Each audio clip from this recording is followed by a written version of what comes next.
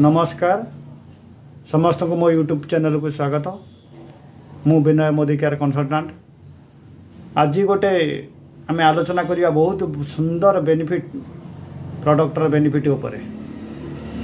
गोटे एमती बेहतरीन प्रोडक्ट उपर आलोचना करिबा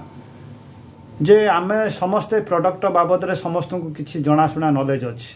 से प्रोडक्ट होची मोदी केयर वेल च्यवनप्राश। ये च्यवनप्राश बाबद रे समस्ते अल्प बहुत जानी कारण ये ऐतिहासिक जिनस गोटे पूर्व पुरुषरु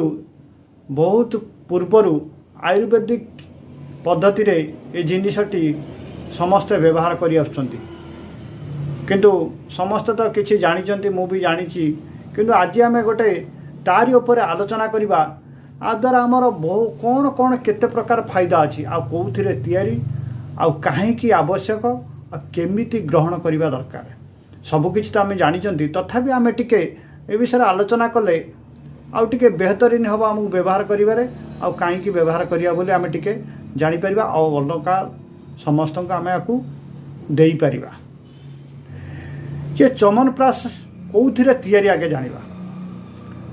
च्यवनप्राश मोदी केयर च्यवनप्राश बेहतरीन एइथिपाई कुआ जाउची जे आजिर जेते प्रकार कंपनी अछंती एते इनग्रेड एते प्रकार जिनिस रे तैयारी करना ये होची 40 टी चेरमूली फल फूल को लेकिन तैयारी 40 प्रकार जिनिस ये तैयारी विशेषकर ये गुड़ घी अंगुर एमिति की त्रिफला बहुत प्रकार जिनिस 40 प्रकार जिनिस तैयारी जदि आमे आकु ग्रहण करूचंती प्राय 3 वर्ष उपरकू माने क्षीर खाऊथिबा पिला ठारू क्षीर छाड़िला पिला ठारू वृद्ध पर्यंत ये च्यवनप्राश जदि नौचंती बहुत प्रकार उपकार हम बहुत प्रकार कारण 40 टी जड़ीबूटी फल तैयारी आमर बहुत उपकार माने आमर माने यौवन को फेरई आनिबो विशेष करिकी आमर इम्यूनिटी पावर एथिरे जो घी महू सब मिशिची ये मनुष्यर पूरा इम्यूनिटी पावर को बढ़ेकी रखिबो कौन सी रोग आनिबा को दब नाही। वर्तमान तो आम आगे शीत सीजन आसूची शीत सीजन चेंज होगा सांगे सांगे आमर देहर विभिन्न प्रकार रोग माड़ी आसे स्किन डिजीज जर काश ये सबू आमर इम्यूनिटी पावर कम जोगुरु एगुरा माड़ी आसे जदि आम च्यवनप्राश ग्रहण करुचंती च्यवनप्राश नौचंती ताहने आमर इम्यूनिटी पावर एते सक्रिय रहिबो रोग प्रतिरोधक शक्ति एते सक्रिय रहिबो एते मात्रा रे अधिका रहिबो ये स्किन डिजीज किंबा ज्वर ये कौनसी देखा जीव नाही। आउ कौन फायदा आकु जदि नौचंती आमर यौवन शक्ति जोटा कि पुरुषत्व चेहरा ऑटोमेटिक गोटे ग्लेज आसीबो बढ़िबो वृद्ध करईदब ना स्किन रे चमक आसीबो स्किन रे कौनसी चर्म रोग देखा जीव नाही पिंपल मुहर पिंपल परिवर्तन हबो चुट्टी झड़ीबा कमिबो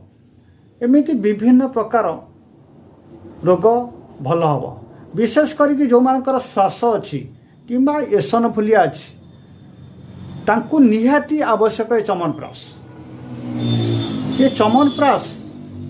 आमर देहर